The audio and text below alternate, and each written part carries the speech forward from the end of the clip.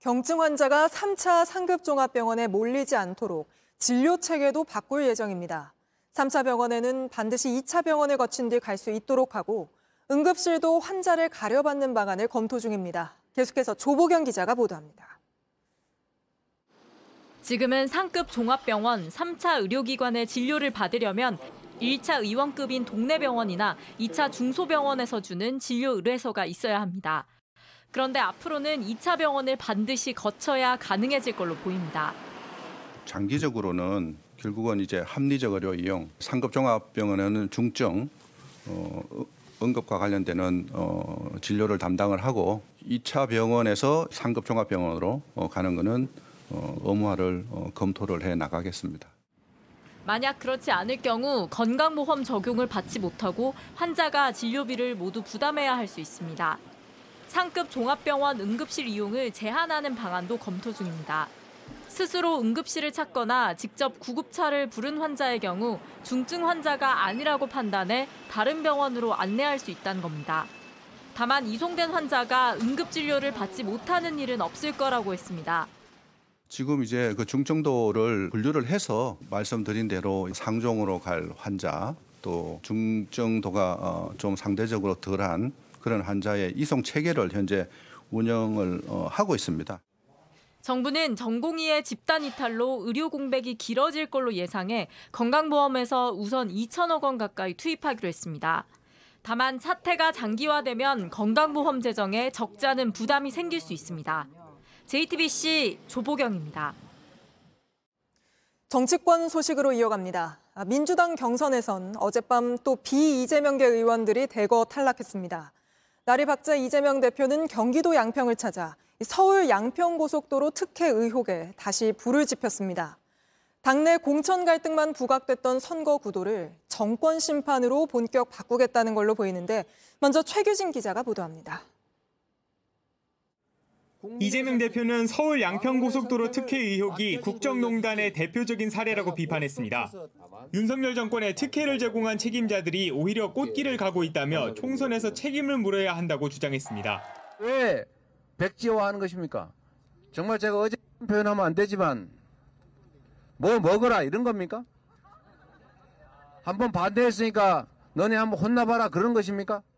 이 대표 지역구인 인천 계양을에 표적 출마한 원희룡 전 국토부 장관을 겨냥한 겁니다.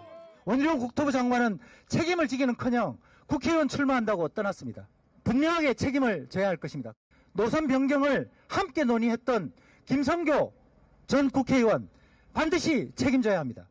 민주당 관계자는 이 대표가 양평을 시작으로 최상병 수사 외압 의혹, 연구개발 예산 삭감 등 이른바 정권 심판론 관련 지역구를 윤석열 정권 심판 벨트로 삼고 지원 유세를 이어갈 계획이라고 했습니다. 이 대표는 비명계 의원들이 대거 탈락한 어제 경선 결과도 비명 학살과는 거리가 멀다고 했습니다. 당원과 국민들은 당당하게 권리를 행사한 것입니다. 정확하진 않지만 지금 이번 민주당의 공천은 혁신 공천, 그리고 공천 혁명입니다.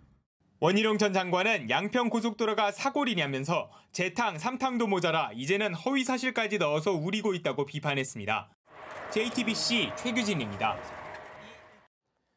이런 가운데 이종섭 전 장관을 호주 대사에 임명한 대통령실과 검증을 맡은 법무부 모두 출국 금지 사실을 몰랐다고 밝히고 있습니다. 상대국인 호주 역시 새로운 대사가 출국 금지 대상이란 걸 몰랐을 가능성이 커 외교 결례가 될 수 있다는 지적도 나옵니다. 배양진 기자입니다. 대통령실은 이종섭 전 장관의 출국 금지 사실을 몰랐다고 했습니다. 대통령실 관계자는 고위공직자범죄수사처의 수사 상황에 대해선 알 수 있는 바가 없다고 말했습니다. 1차 인사검증을 맡은 법무부도 출국 금지 여부를 확인하거나 걸러낼 시스템이 없다고 했습니다. 출국 금지 여부는 인사검증 체크 항목에 없어서 검증 단계에서도 알 수가 없던 겁니다. 법무부엔 출국 금지를 담당하는 출입국 외국인 정책본부와 인사검증을 담당하는 인사정보관리단이 둘 다 소속돼 있습니다. 대통령실은 오히려 수사 기밀 사항을 물으면 수사에 대한 간섭이 될 수 있다고 냈습니다. 또 다른 관계자는 인사검증을 위해 출국 금지 여부를 수사기관에 요청하면 공무상 비밀 누설이 될 수 있다고 말했습니다. 하지만 국민적 관심이 큰 사건에서 피의자 신분으로 조사 중인 인사를 공관장으로 지명한 데 대한 비판은 피하기 어렵다는 지적이 나옵니다. 상대국인 호주 역시 이를 모른 채 주재국 동의, 즉 아그레망을 내줬을 가능성이 큽니다. 박근혜 정부에서 대사를 지낸 한 외교계 인사는 과거에 이런 경우를 보지 못했다면서 상당히 이례적이고 상대국에도 체면을 구길 수 있다고 지적했습니다. 다만 외교부 관계자는 현재까지 호주 측으로부터 문제 제기는 없었다고 전했습니다. JTBC 배양질입니다. 중대재해처벌법 시행 2년 차였던 지난해 산재로 사망한 노동자가 처음으로 500명대로 내려갔습니다. 올 들어 50인 미만 사업장까지 법이 확대 적용됐는데 이 현장들 상황은 어떤지 임예은 기자가 취재했습니다. 인천의 한 건설 현장입니다. 50인 미만 사업장으로 지난 1월부터 중대재해처벌법 적용을 받게 됐습니다. 현장은 안전해졌는지 10개 문항을 자가 진단해보니 빨간불이 나왔습니다. 위험 요인 등을 서둘러 제거해야 한다는 의미입니다. 추락 사고를 막기 위해 시설물을 설치했지만 완벽하진 않았습니다. 이 고리가 정확하게 결속이 되지 않으면 발판이 뒤집히거나 떨어질 수 있는 위험성들이 있거든요. 습관처럼 쌓아둔 부품도 재해로 이어질 수 있었습니다. 발판 위에 식재되어 있는 자재들은 최대한 빨리 구조물 내부로 좀 운반하셔가지고 근로자의 통로를 좀 확보할 수 있도록 그렇게 조치를 좀 해주시기 바랍니다. 예, 알겠습니다. 정부는 이렇게 소규모 사업장을 대상으로 안전진단을 실시하고 있지만 아직 갈 길이 멉니다. 미처 제가 생각지 못한 부분을 지적을 해주셔서 이거를 제가 보완을 하고 보다 안전하게 작업자분들이 일할 수 있는 여건을 만들 수 있게 돼서 좋은 기회였다고 생각합니다. 중대재해처벌법이 시행된 뒤 2년 연속 사망자가 줄어 처음으로 500명대까지 내려갔습니다. 하지만 50인 미만 제조업 사업장은 여전히 사각지대였습니다. 정부는 작은 사업장에 공동 안전관리자를 더 늘리고 맞춤형 지원센터를 확대해 운영할 계획입니다. JTBC 임예은입니다.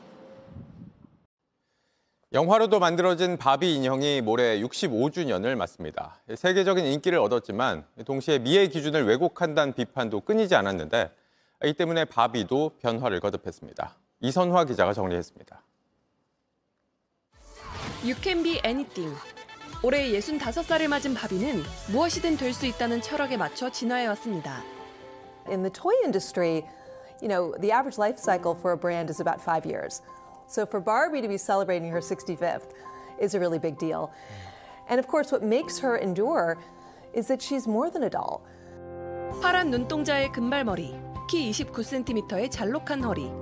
바비는 1959년 뉴욕 장난감 박람회에서 줄무늬 수영복 차림으로 데뷔했습니다. 어린 소녀들의 친구이자 동경의 대상으로 출시되자마자 인기를 끌었고 1초에 3개씩 팔리는 인형이란 기록을 썼습니다.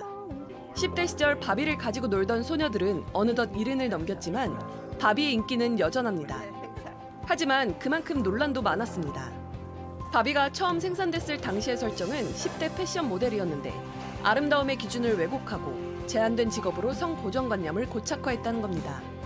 비판을 넘어서기 위해 바비는 세계관을 확장하기 시작했습니다. 인류가 최초로 달에 발을 딛기도 전에 출시한 우주비행사 바비를 비롯해 외과 의사, 카레이서, 엔지니어 등 200여 개의 직업을 선보이며 시대를 앞서갔습니다. 허리를 꽉 조이던 드레스는 벗어던졌고 피부색과 체형은 다채로워졌습니다.